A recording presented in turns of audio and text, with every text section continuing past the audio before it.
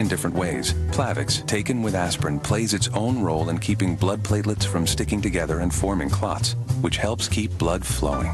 If you have a medical condition that causes bleeding, such as a stomach ulcer, you shouldn't use Plavix. The risk of bleeding may increase with Plavix, and when you take Plavix with certain other medications, including aspirin, review your medicines with your doctor to minimize this risk. Additional rare but serious side effects could occur. Add Plavix for more protection against heart attack or stroke. CNN Sunday. Go inside the Dean machine. Just keep fighting. From frontrunner to footnote, what went wrong? This is unbelievable. An all-new CNN presents Meet the True Believers live inside the Dean campaign. CNN Sunday, 8 Eastern.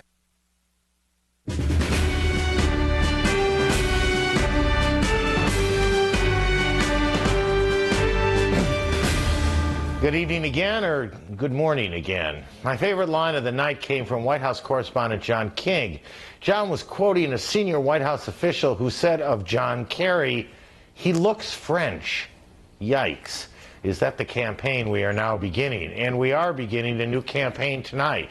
For months, the Democrats have had the stage, not alone, of course. Presidents always have a portion of the stage, but the Democrats have had center stage, and they made good use of it. The polls show that. But polls do change, and the White House has barely begun. So we begin a new day in more ways than one, but just like the old days, we begin with the whip. CNN's Candy Crowley was with Senator Kerry tonight and starts us off with a headline. He is not officially the Democratic nominee yet, but for all practical purposes he is. The battle of Kerry v. Bush is joined. Next to Haiti and...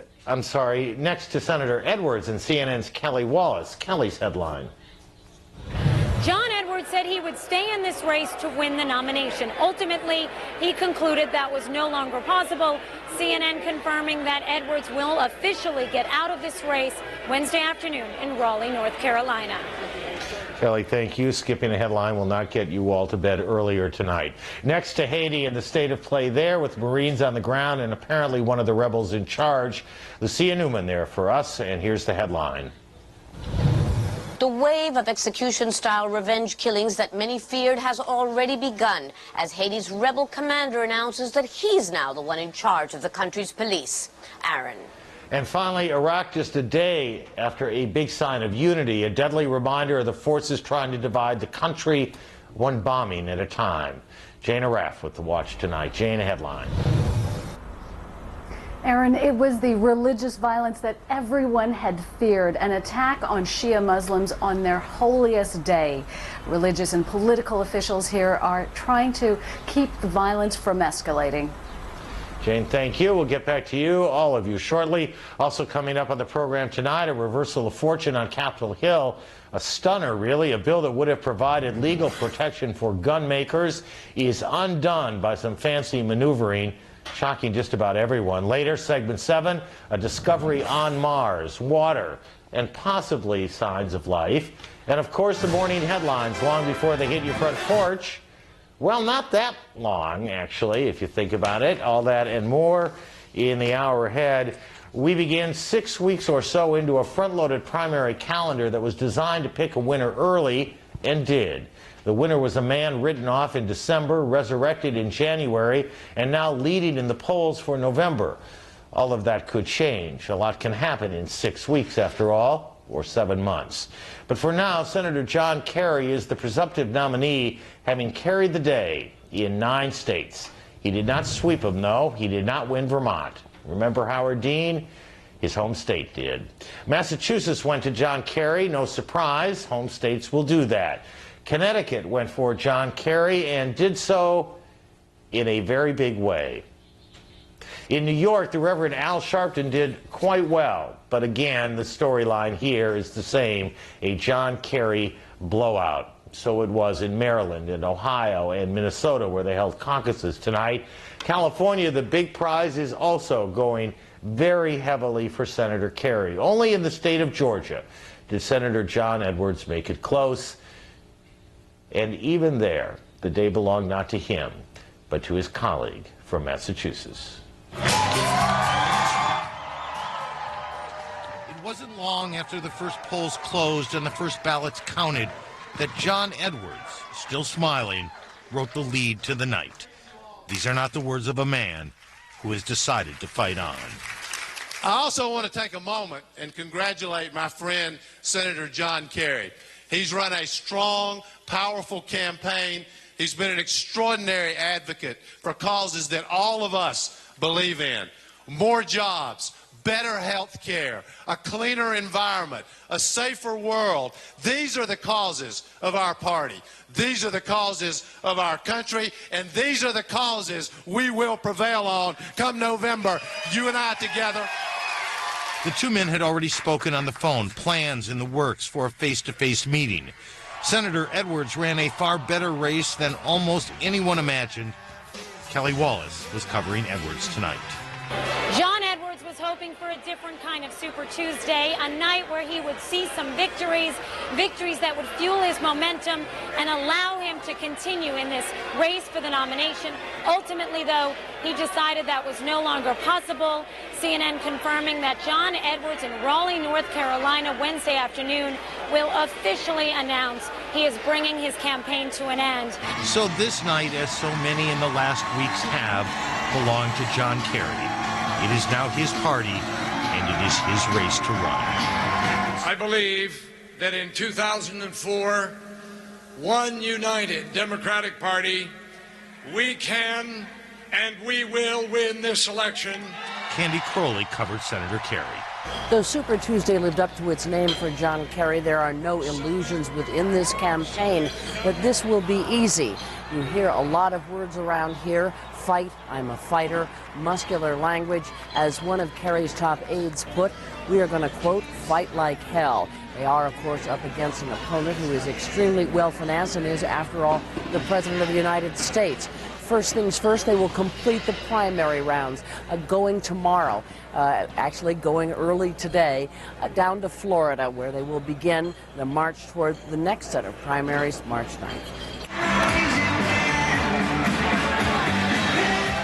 No longer will John Kerry have his weekly Tuesday night look of a winner on TV everywhere.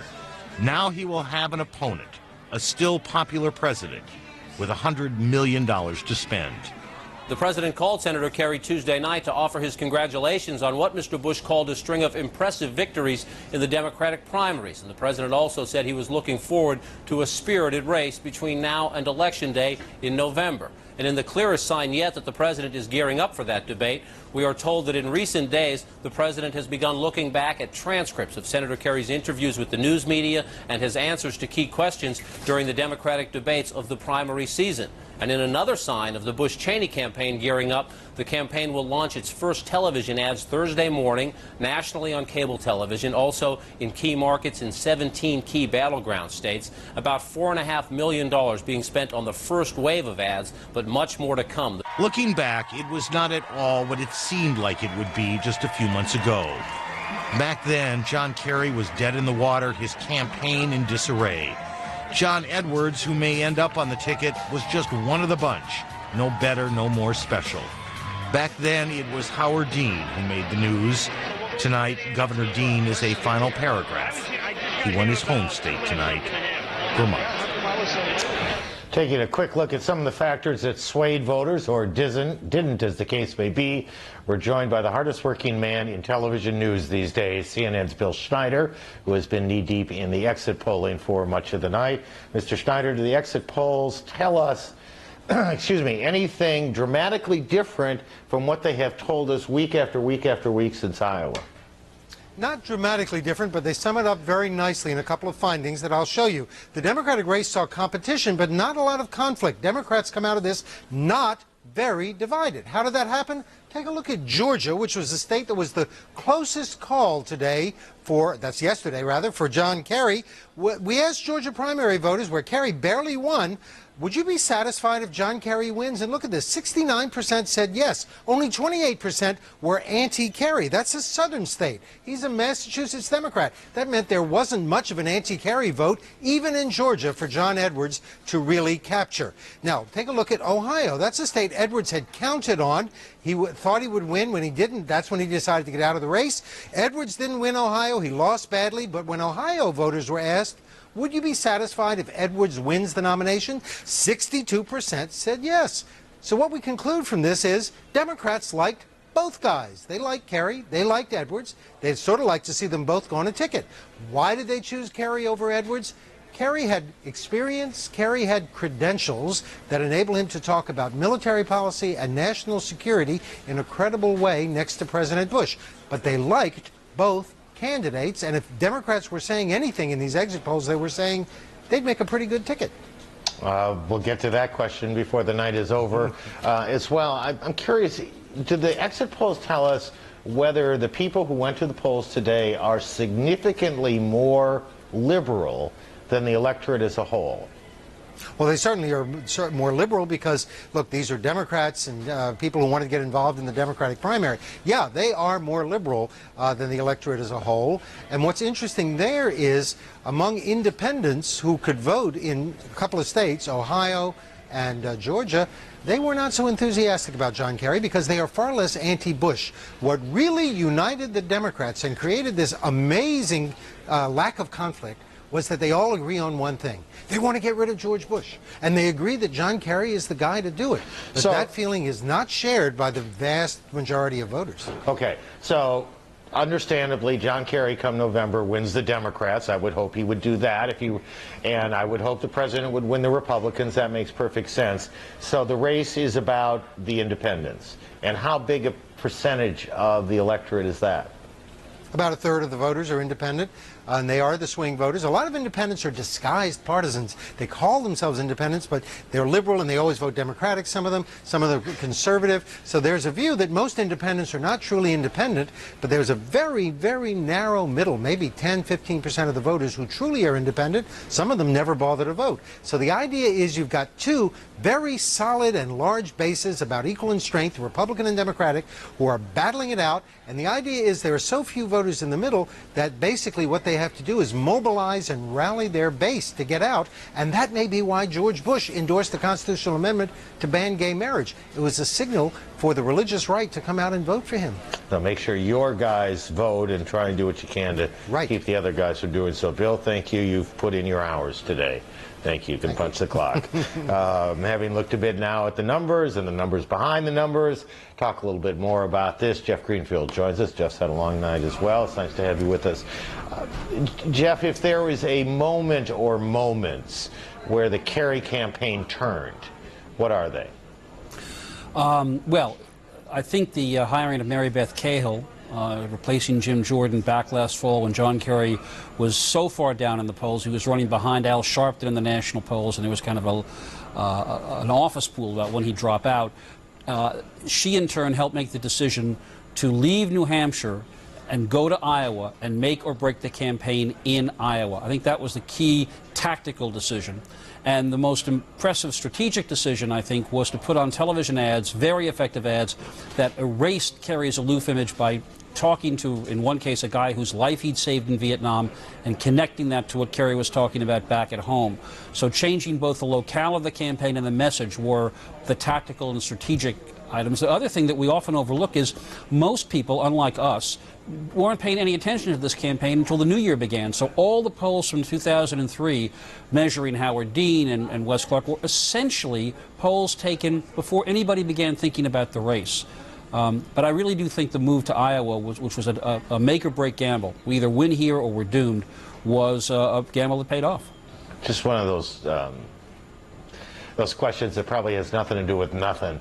But if it hadn't been for the speech and the way the speech was played, would this whole thing have been different, do you think?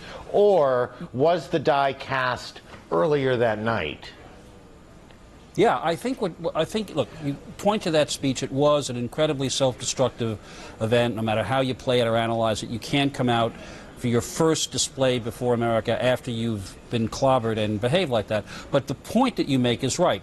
In his first test, Howard Dean, the man who had been all but anointed as the nominee, came in third with less than half the vote of John Kerry, and he was beginning to sink in New Hampshire even before that performance. I think what happened essentially was when voters began thinking about it, they decided that Howard Dean, a former Vermont governor, simply didn't have the credentials that any Democrat would need to go up against President Bush, namely serious national security and defense credentials, not to mention Kerry's Vietnam Vietnam War record, which goes a long way toward validating him, at least in the eyes of Democrats, as a credible spokesperson on matters of war and peace. How does the Kerry campaign keep control of the headlines? They've had the headlines for 2 months now, a little more than that. How do they keep it? Yeah, it's a really interesting trick. They kept winning. Yeah, that helps, doesn't it?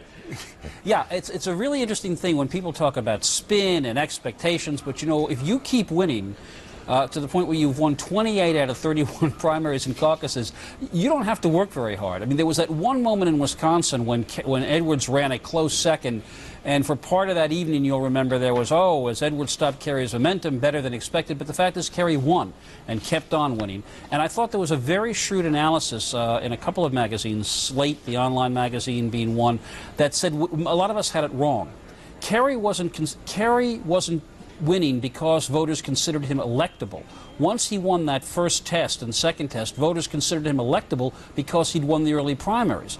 It was one of the consequences of a severely front-end loaded primary system where John Edwards never had the chance he wanted to get one-on-one early in a series of primaries where he could go into one state, spend all of his time there for a week or two at a time, the way it used to be in the 70s.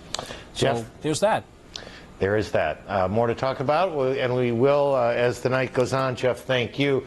Out in California, among the things voters voted on tonight was a bond issue, complicated bond measures that the Governor Schwarzenegger worked very hard for, and the plan here is that it will essentially save the state from massive budget cuts that are on the table, or would have been if it failed. The governor talking to supporters. He is a big winner in this tonight.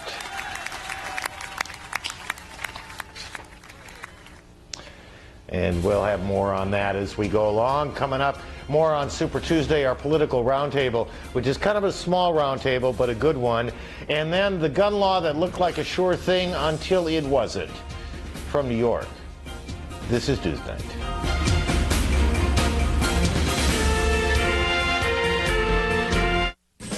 CNN's coverage of Super Tuesday is sponsored by AT&T, the world's networking company. Log on to cnn.com/election for the latest results of the nation's primaries.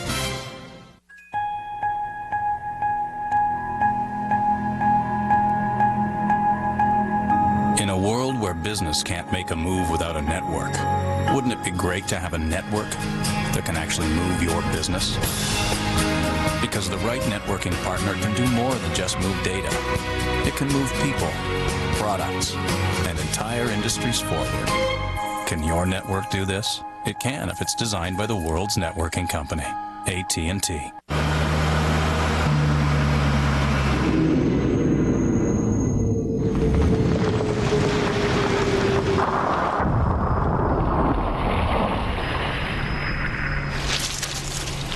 With its legendary traction and best-in-class ground clearance, the trail-rated Jeep Wrangler Rubicon is engineered for the unexpected. If it's not trail-rated, it's not a Jeep 4x4. CNN Tomorrow, Bill Maher, America's most controversial comedian, on the Democrats, the president, all the news of the day. Larry King Live, CNN Tomorrow, 9 Eastern. Hey, V. Hicks. Right here. I'm busy. Figure out which of these minivans is right for my family. Got it. Comparing vehicles isn't easy, but VHIX does the hard part, from specifications good on headroom to optional features, DVD player, to giving you your own side-by-side report.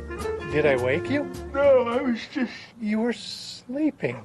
Because you've got better things to do. Give me that. VHIX.com, roadmap to the automotive world.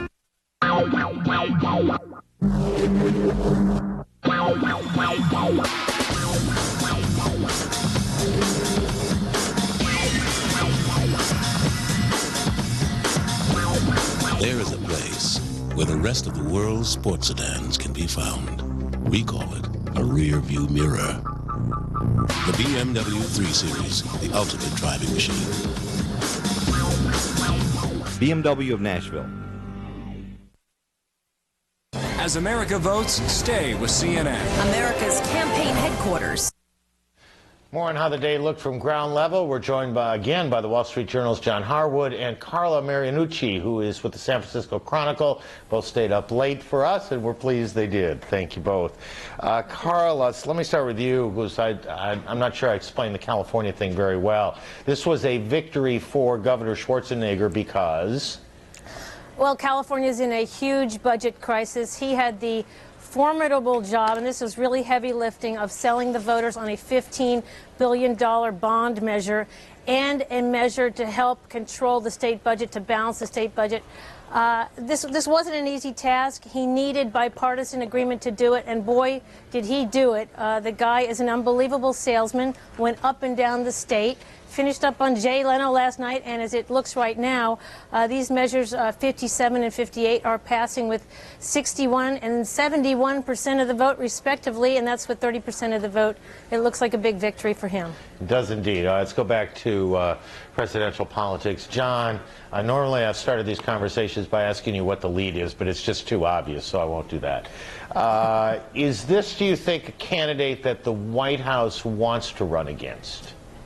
I do not think so, Aaron. You know, they were totally convinced a few weeks ago, just as many journalists were, that Howard Dean was going to be the Democratic nominee, and they had teed up their research and were ready to go at him. They were not prepared for a guy who is going to be much less easy to stereotype and weaken on the national security issues as John Kerry is going to be. He's going to be tougher than what they'd planned on. Well, they can say about him, truthfully, that at least somebody has ranked him as the most liberal senator there is. That seems a reasonable starting place if you're trying to define your opponent. Sure, and Massachusetts liberal still has some juice in American politics, but not as much as it did against Michael Dukakis, who looked silly when he got in that tank and tried to contest national security with the current president's father. The other thing that I think is notable from these exit polls tonight, Aaron, is that we see continued very, very high concern about the jobs issue among Democratic primary voters. What that tells you is that the issue of the overall economy, we've had very good growth in the third and fourth quarters of last year. That may not be the asset that President Bush can convert into votes as easily as they'd been counting on, because the disconnect between overall growth and jobs is appearing to be a big problem for him.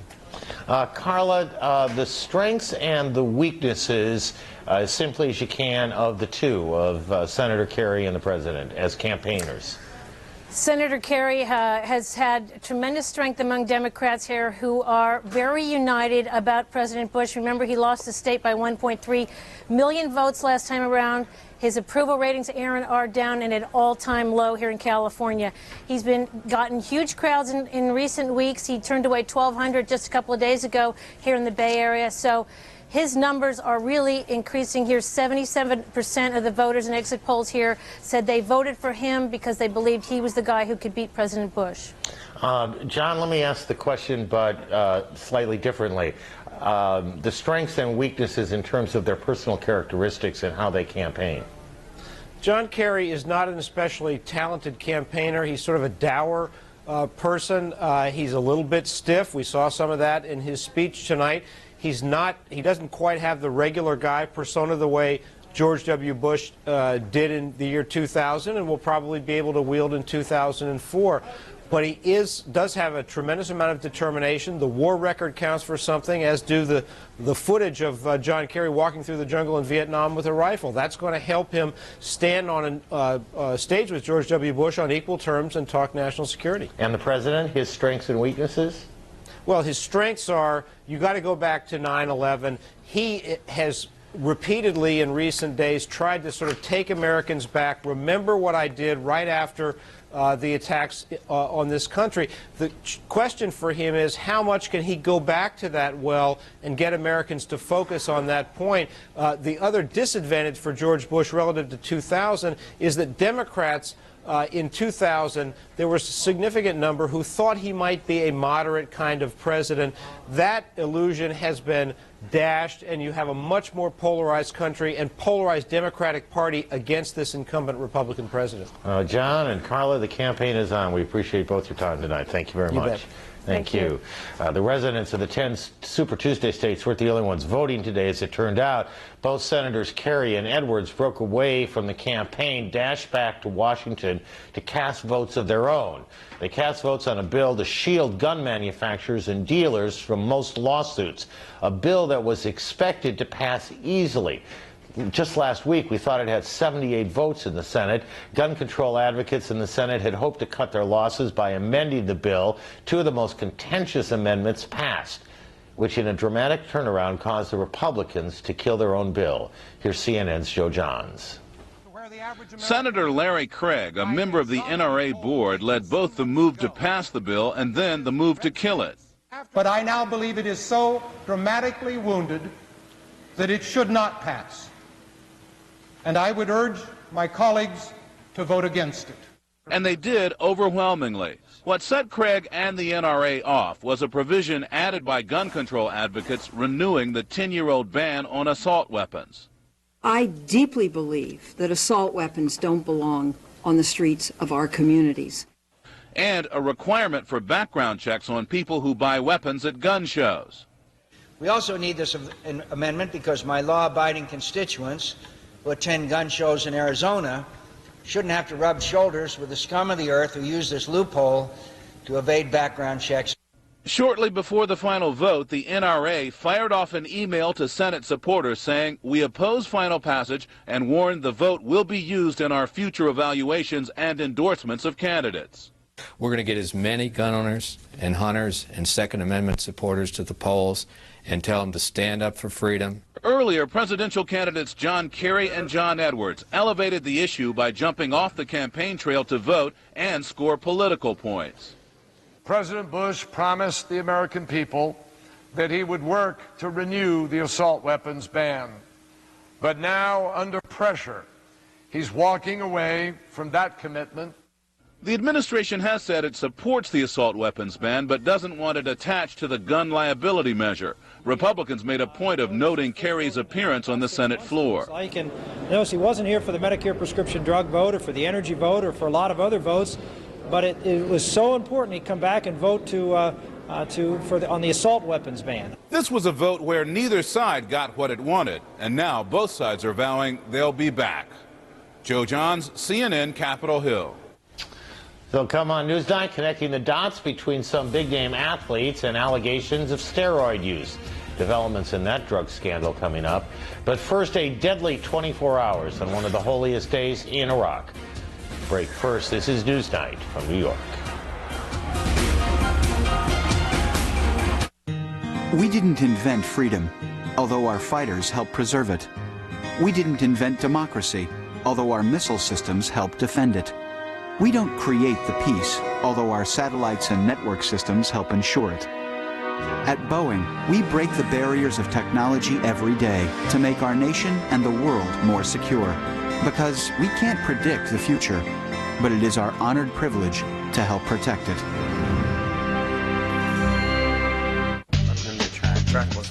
Hey guys, what are you doing? We're checking out your sponsor, Ditech.com. Refinance your mortgage with Ditech.com for just $395 in lender closing cost. I can hear you guys now. Lost another one to Ditech. Call 1-800-DITECH-1. Always treat people the way you like to be treated. Good rule for a financial company. A.G. Edwards.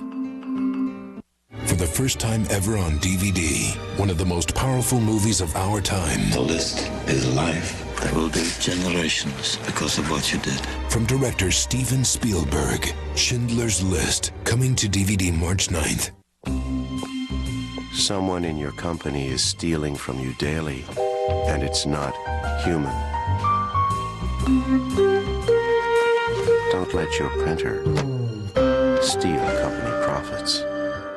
Yo, Pete! Check it out, man. I'm so ready for the game. Hey, chips, dips. This sub's bigger than your head. You ready for the game? Yeah, you could say that. Get ready for the game at Gateway. Our plasma is the #1 selling in the country because of people who have more brains than money. Right now, our 46-inch is just $29.99.99. That's $400 instant savings. Or get to Gateway now for 0% financing on all HD-ready TVs.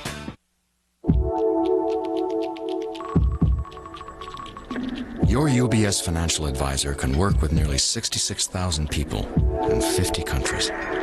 He can work with all the resources of one of the world's largest wealth management firms. But to understand what you need, he will always work right next to you. Could this be the most powerful two-person financial firm in the world? You and us, UBS. In Iraq, one of the holiest days of the year for Shiite Muslims was turned into a bloodbath. At least 143 people have died. Hundreds more are wounded. The deadliest day in Iraq since major combat ended.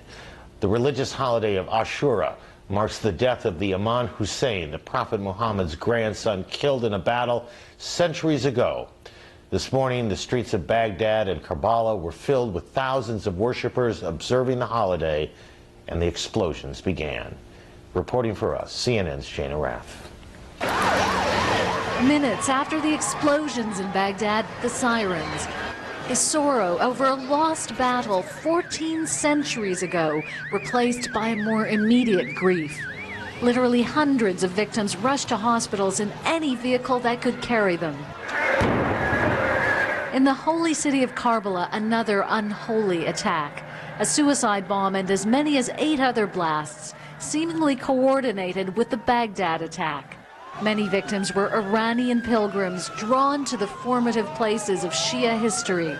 This was the scene in Baghdad's Qadamiyya Mosque, where 3 suicide bombers detonated themselves in a courtyard packed with families. The marble tiles of this, the 3rd holiest site in Shia Islam, awash in blood. Some of the scenes in the courtyard of the mosque not far from here were too disturbing to picture. Understandably, there's an immense anger. But for now, at least, it seems directed mostly at foreigners and not other Iraqis. A very few in the crowd blamed other Muslims. You call this a resistance? This woman screamed. This is a Wahhabi act, she said, referring to a Sunni Muslim sect. It's the governing council and the Americans. This is all because of them, said another man. And when U.S. soldiers drew close to the holy shrine in Baghdad to offer help, they were driven back with stones. Iraqi politicians and U.S. officials scrambled to defuse the threat of sectarian violence. The governing council declared 3 days of national mourning and appealed for calm. Any wound which is inflicted on an Iraqi citizen is felt by all other Iraqis. But some key Shia leaders and many people in the streets blamed the U.S. coalition for failing to prevent these attacks that added yet more to the list of Shia tragedies. U.S. officials say this is obviously the work of people who knew what they were doing, that it was a coordinated, relatively sophisticated attack. And the main suspect, they say, is Abu Masad al-Zarqawi, a Jordanian national linked to al-Qaeda, who has said that the quickest way to chaos and destruction here in Iraq is through civil war and attacks on the Shias. Aaron? Jane, thank you. Jane Araf in Baghdad. A couple of more stories have made news around the world today. Bad day in Pakistan. A gunman opened fire on Muslim worshippers in the southwest part of the country. At least 38 are dead, more than 100 wounded. The victims part of a procession marking the same holy day the Iraqi Shiites were observing when they were attacked today. In Germany, the spacecraft Rosetta blasted off, beginning a 10-year journey to land a probe on a comet with a name much too long to say here. The Rosetta's ETA is May 2014. My daughter will be doing the program. If the lander succeeds in touching down on the comet, it will search for clues to the solar system's origins. Here's the truth about Haiti. There is no guarantee that bad leadership or incompetent leadership will give way to anything better. History teaches otherwise, and history could well be repeating itself. Tonight, the man who led the rebels into the capital says he is the chief of the military, and he is the chief of police. And in Haiti, that means you are the king, whatever the Constitution may say. U.S. State Department says not so fast. Here's CNN's Lucia Newman. There are no doubts about the intentions of Haiti's rebel army now that President Aristide is gone. Commander Guy Philippe, the ex-police chief who returned from exile to overthrow Aristide, didn't ask permission. He just took over the former headquarters of Haiti's dissolved army until Monday, the Ministry for Women's Affairs. We asked who was in charge of the police now. Almost 90% of the police is with us now, working together and try to take the right decision. But who is in control? There has to be a chief. There has to be a reign of command, as you know. From today, I'll be. Crowds destroyed the paintings that hours earlier decorated the facade of the ministry as Philippe sent his men to arrest the Prime Minister, Yvonne Neptune, an Aristide ally. He also warned leaders of pro-Aristide armed gangs to turn themselves in or be hunted down. The bodies are turning up on the streets of Port-au-Prince. This man's been here for hours and no one's picked him up, just like in the old days. A wave of revenge killings is already underway, reminiscent of Haiti's former death squads, some of whose leaders are part of Philippe's forces. I think no one is above the law. If some of my guys have a problem with justice here in Haiti, and if they've been judged in a third trial, it's okay. The U.S. Marines, who's supposed to be here to help restore order, patrolled the port after 3 days of looting, but are making no attempt to disarm the rebels. Rebels whose forces were joined today by the armed gangs that started the anti-Aristide rebellion last month. A new day for Haiti, they say, a new opportunity to re-establish Haiti's feared army a decade after it was disbanded. Lucia Newman, CNN, Port-au-Prince. Coming up on NewsNight, the world of professional sports takes another hit. The latest athletes who may be connected to steroid use. It's an allegation. And the last word in Martha Stewart's defense. Around the world, this is NewsNight. What am I going to do for my children? How am I going to retire? I need someone to help me to make the right decision. I look to Prudential for advice. The options are put on the table, the pros and the cons, they're weighed. I had to start thinking of financial planning, estate planning, retirement. Prudential Financial can help you grow and protect your wealth. Knowing that the rock is behind us has given me that sense of security.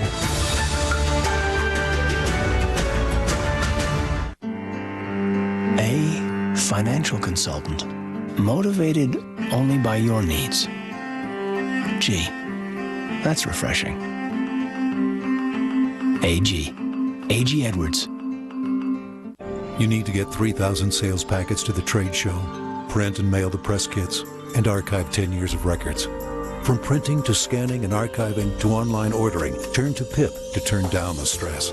PIP, easing the pain of business.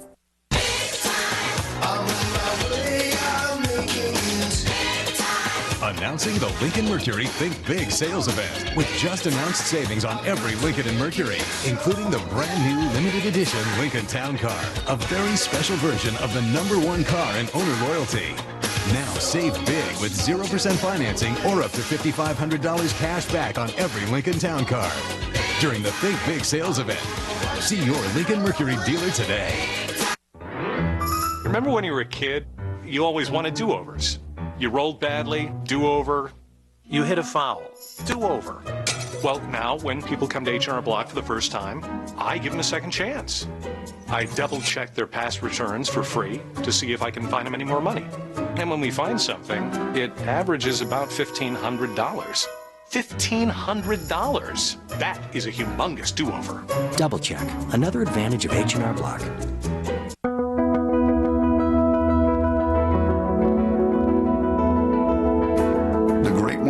Elevate their performance on the biggest stages with the highest stakes. They're able to summon something extra and by sheer will produce wonders. As a global energy leader, expect big things from ConocoPhillips and watch our performance elevate. CNN Tomorrow. He experienced war firsthand. Now Dr. Sanjay Gupta returns to Iraq. Don't miss his revealing look at the health problems plaguing the war-torn nation and what the U.S. is doing to help on Anderson Cooper 360. CNN Tomorrow, 7 p.m. Eastern.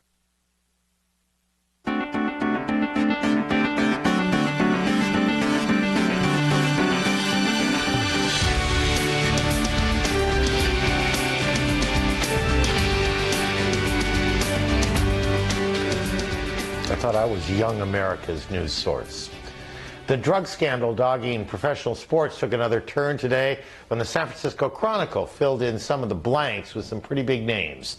Citing information given to federal investigators, the paper reported that Barry Bonds, Jason Giambi, and Gary Sheffield all received steroids and human growth hormones from Mr. Bond's personal trainer, a man named Greg Anderson.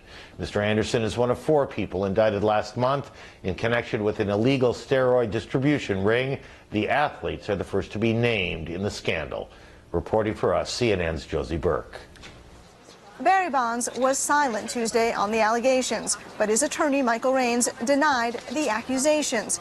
In a statement, Raines said, "We continue to adamantly deny that Barry was provided, furnished, or supplied any illegal substances at any time by Greg Anderson.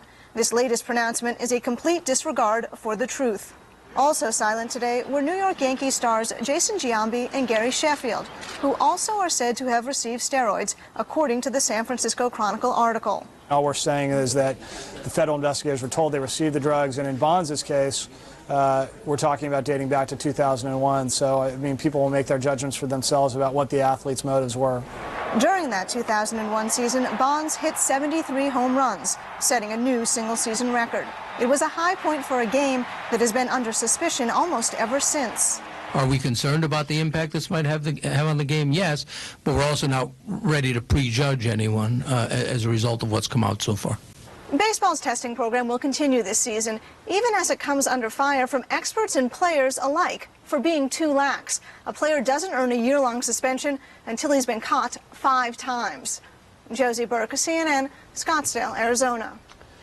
A few more items from around the country before we head to break, starting with a ruling in the Kobe Bryant rape case. The judge today there reaffirming his earlier decision that the 19-year-old accuser's sexual history is fair game in a preliminary hearing. The alleged victim was expected to answer such questions today. Instead, that's been pushed ahead to the 24th of the month. Judge in the Scott Peterson case today gave prosecutors a major victory.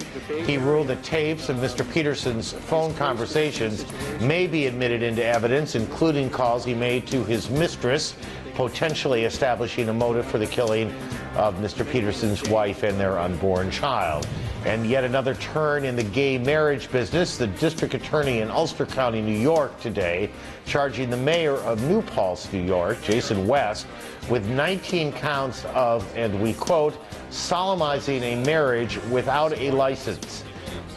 Mayor West, who says he's doing nothing wrong by issuing marriage licenses to same-sex couples, is due to be arraigned later today or tomorrow if you're watching us on the West Coast. Hard to keep track, isn't it? Ahead on NewsNight, closing arguments in the Martha Stewart's case. The defense takes its turn.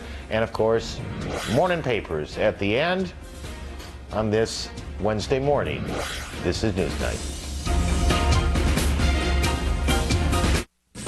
CNN's coverage of Super Tuesday is sponsored by AT&T, the world's networking company. Log on to cnn.com/election for the latest results of the nation's primaries.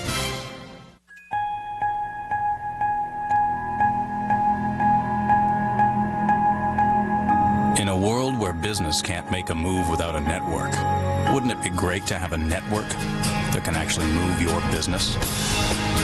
Because the right networking partner can do more than just move data. It can move people, products, and entire industries forward. Can your network do this? It can if it's designed by the world's networking company, AT&T.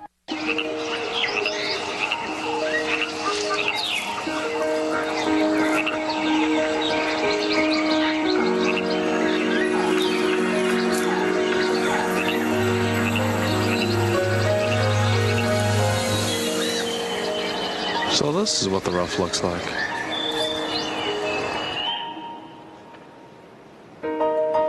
Peaceful, powerful.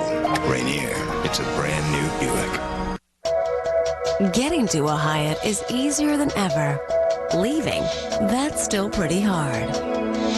Get there by booking Hyatt.com's best rate guarantee. It's quick, simple, and only at Hyatt.com. Book on Hyatt.com today. Whoa, my high school reunion's coming up. Let's knock them dead. Go, go, go, go, go, go, go! Yoga on Friday? Everybody's doing it. 3, 4, and Very sharp. I got invited to an after party. Can you bring a friend? Life's better with the Butterfly. Come see all the ways you can get more done at MSN.com. A. G. Music to an investor's ears. AG. A.G. Edwards. Dear DirecTV, your service is great! Crystal clear picture, programming guide, it's just so great! Nothing could ever describe DirecTV better than the word great. Maybe wow, but no! Great works best. Sincerely, Crisco Pensy. Wow, great. Great, wow. Get over 125 channels for $29.99 a month for 6 months, plus equipment and installation for up to 3 rooms free. On Martha Stewart's website, you can find tips on everything from cleaning votive candle holders to picking edible flowers. Nothing, however, about dressing for closing arguments, waiting for a verdict, or any of the other less than good things to do with being Ms. Stewart these days. Her lawyer wrapped up her defense today, asking the jury to give Ms. Stewart her life back and give her back to us. Not your everyday summation, but then not your everyday client either. Here's CNN's Alan Chernoff. Martha Stewart's attorney Robert Morvillo ridiculed government charges in his closing argument. The alleged conspiracy, Morvillo said, must have been a conspiracy of dunces. There were inconsistencies in the details of the explanation Stewart and stockbroker Peter Bukanovic gave investigators for her sale of Imclone stock. You'd have to believe these two people got together and just couldn't get it right, Morvillo exclaimed. Morvillo acknowledged Stewart may have gotten some facts wrong in speaking with the Securities and Exchange Commission, but argued she just plain made a mistake. Stewart's memory of the sale, the defense attorney claimed, had faded, and he questioned how the government's star witness Douglas Faneuil was able to recall word for word his conversations with the defendants, proclaiming Douglas Faneuil is the living definition of reasonable doubt. Morvillo ended by telling the jury Martha Stewart's life is in your hands. In the government's rebuttal, prosecutor Karen Seymour charged Martha Stewart had not forgotten she had been tipped that Imclone chief executive Sam Waxel was trying to sell his stock. She had even bragged about it to her friend Mariana Pasternak. Seymour said Stewart had concealed the truth from investigators. Addressing Morvillo's conspiracy of dunces argument, Seymour told the jury, smart people make mistakes. Smart people do dumb things. After more than 5 weeks of testimony and 27 witnesses, the jury will finally get the case on Wednesday, and Martha Stewart and Peter Bukanovic will begin waiting to hear their fate. Alan Chernoff, CNN Financial News, New York. Exit Martha Stewart, enter Bernie Ebbers. The former head of WorldCom was indicted today on federal conspiracy and fraud charges. His former chief financial officer is turning state's evidence as part of a plea agreement. According to the indictment, Mr. Ebbers and other executives conspired to conceal the company's financial problems from shareholders. He'll be arraigned later tomorrow or today, depending on where you are. With Disney's annual meeting about to get ugly, opponents of CEO Michael Eisner say they'll work as long as it takes to see him gone. Roy Disney and Stanley Gold are pressing for at least 20% of shareholders to withhold a vote of confidence in Mr. Eisner. They might get that too. They might get more. Several large state pension funds have already said they will do just that. Wall Street today, kind of ugly. Markets were down on profit taking and jitters over unemployment figures, which are due out Friday. How do they know those things? Still ahead on NewsNight, a discovery on Mars, a discovery that raises more questions about the possibility of life on the red planet. We take a break first. This is NewsNight from New York.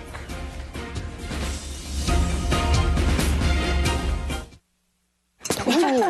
Time to start house hunting. Maybe this weekend. What do you think our monthly payment would be if we buy? Depends on the interest rates mostly. Why are some of these interest rates lower than others? It depends on the amount of the loan. On some of the smaller loans, companies like Fannie Mae can get into the act with our lender and help finance it. Hey, looks like our loan will qualify for the cheaper interest rate. Everyday families are finding the American dream because companies like Fannie Mae help keep mortgage costs down. Fannie Mae, because every family deserves a special place they can call home. CNN Tomorrow, Bill Maher, America's most controversial comedian, on the Democrats, the president, all the news of the day. Larry King Live, CNN Tomorrow, 9 Eastern. City Personals is Nashville's fastest, friendliest, and most exciting way to meet someone new. Call City Personals at 244-5556. Start having fun in the next 2 minutes. Talk live with Nashville callers just like you and meet the right person now. City Personals is fun, and you're going to love our service. So call us now at 244-5556. City Personals, the phone call that will change your life. Burt's is giving away the store. Go to Burt's during February and get any suit regular price and second suit only $29.99. That's right, you get a second suit for only $29.99. Burt's also have matching shoes like Giorgio Brutini, regular $69.99, now $29.99. Burt's also have a large selection of men jeans, only $10.99. You will find sweaters and winter tops, only $10.99. Go to Burt's and find men microfiber dress slacks, regular $19.99, now $5.99. Go to either of Burt's 6 locations for their biggest sale ever. What's the name? Burt's.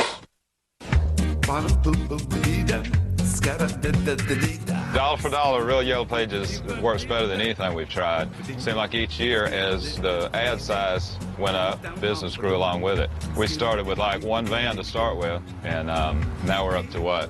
15 vans. It definitely drove business our way. Throughout the years, our secret to success has been excellent barbecue. And the Real Yellow Pages from Bell South. Don't miss your chance to advertise. Call 1-800-GET-REAL. Let me get this straight. This is Verizon, right? And you're telling me that with Verizon DSL, I might get different speeds depending on where I live? Yet I pay the same price no matter what? You're kidding. Let's fast forward this conversation. So when I get Comcast high-speed internet, I get your 3 meg service, right? Great. And that's up to 3 times faster than Verizon's 768K DSL? Boy, I almost made the wrong call. Comcast high-speed internet. Nothing else comes close. As America votes, stay with CNN, America's campaign headquarters.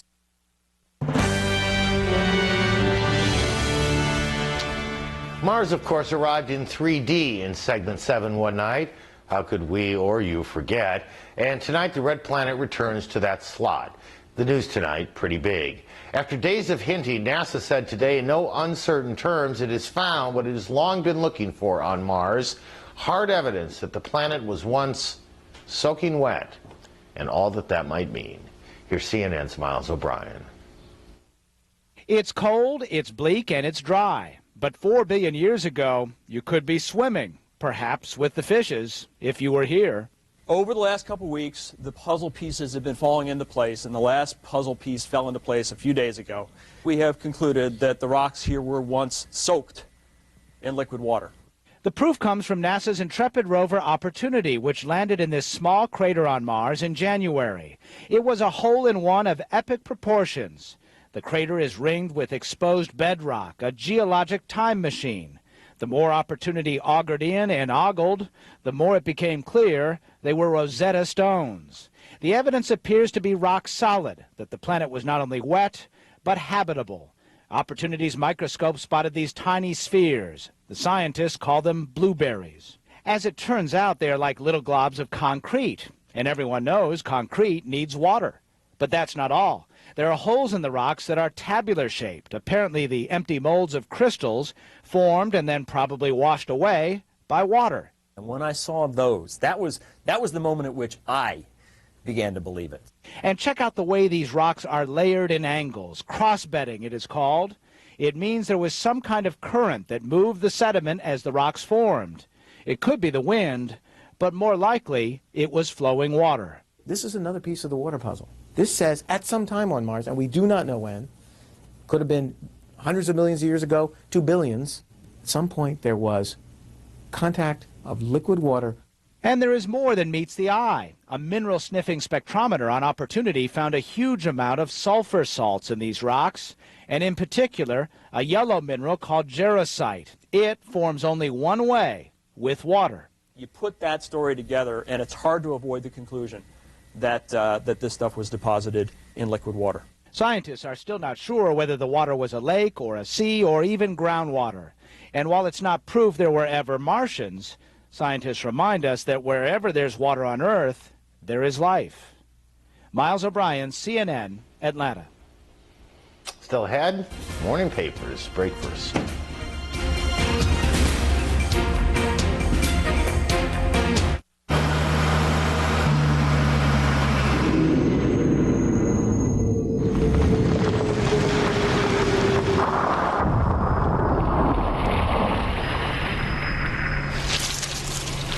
With its legendary traction and best-in-class ground clearance, the trail-rated Jeep Wrangler Rubicon is engineered for the unexpected. If it's not trail-rated, it's not a Jeep 4x4. It can think for itself, strike fear in the hearts of hackers, and laugh in the face of disaster. It can transform itself, grow into whatever the future demands, work virtually anywhere, and propel entire companies, industries, and economies forward. Can your network do this? It can if it's designed by the world's networking company, AT&T. In 1887, Albert Gallatin Edwards had the foresight to start a financial company that put the client first. He also had the foresight not to name the company Albert Gallatin Edwards. AG Edwards. Hey, how you been? Fun girl. I'm great. My friend Molly and I decided to get away for a while. Molly? So we rented from Hertz.com. Who's Molly? It was so easy. Found their best rates and great discounts just for being a AAA member. Yeah. Now we are having so much fun together. Maybe I should go to Hertz.com and drive down too. Sound good to you, Molly?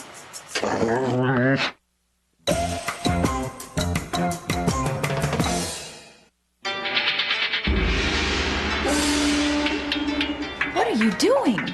We just refinanced with Ditech.com and paid off our credit cards. Refinance now for just $395 in lender closing costs. Call 1-800-DITEC-1. 1, 2, 3. Hold it. Mike is quickly learning that his CVS Extra Care card actually pays him back for shopping at CVS. It adds up, right, Mike?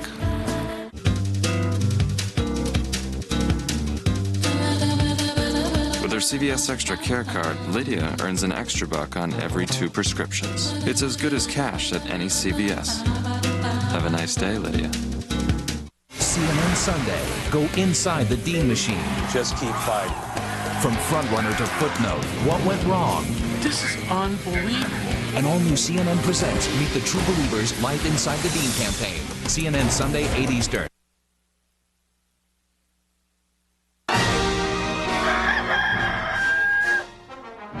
Okay, time to check today's papers. Don't get to say that very often. We get to say it tonight. It's kind of interesting to me. 2 things are interesting. I mean, this is one of those days when you all know what the lead is. Everyone knows what the lead is. The lead is politics. A couple of other things that make it interesting, at least to me. That's my segment, and honestly, at this time, I may be the only one watching me. Who knows? Dallas Morning News. Kerry delivers knockout blow. Edwards to call it quits today as rivals rack up near sweep. As rival racks up near sweep. Down in the corner, this is a story that caught my eye, and it'll catch your eye too. Dallas child molester undergoes castration. Officials say XY staffer seems okay to leave jail, but families concerned and pending cases await. Texas is the only state in the country whose prison system allows for castration. One of the victims said, "Is this just his next ploy?" as ploys go, it's pretty serious business. They did, by the way, put the Iraq blast on the front page. That's an interesting one to me. A lot of papers did not. I would have.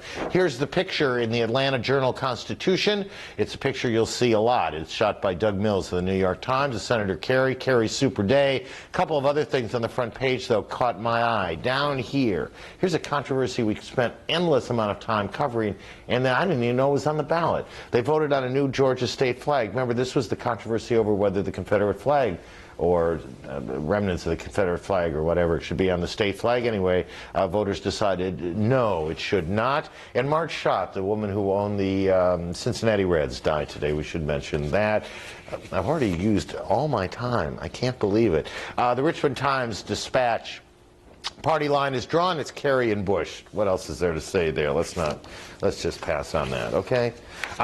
The Times reporter of Dover, New Philadelphia, Ohio. I always wondered how they arrived at calling their town New Philadelphia. You know, that Philadelphia is kind of old, but I like the name. Let's call it New Philadelphia. Anyway, Garraway passes, Nicktown fails. That's Newcomers Town, Ohio, I do believe. These were bond issues, school issues that were on the ballot, and that was a big deal to them, and it would be to me too if I lived in those towns. That's the Times reporter in New Philadelphia, Ohio. All that time squandered gets us down. What did I do with, don't say 10 when I'm trying to do this, I have to.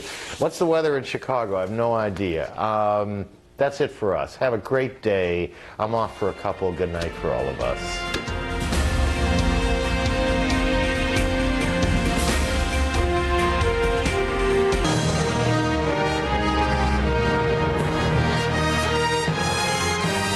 This is America Votes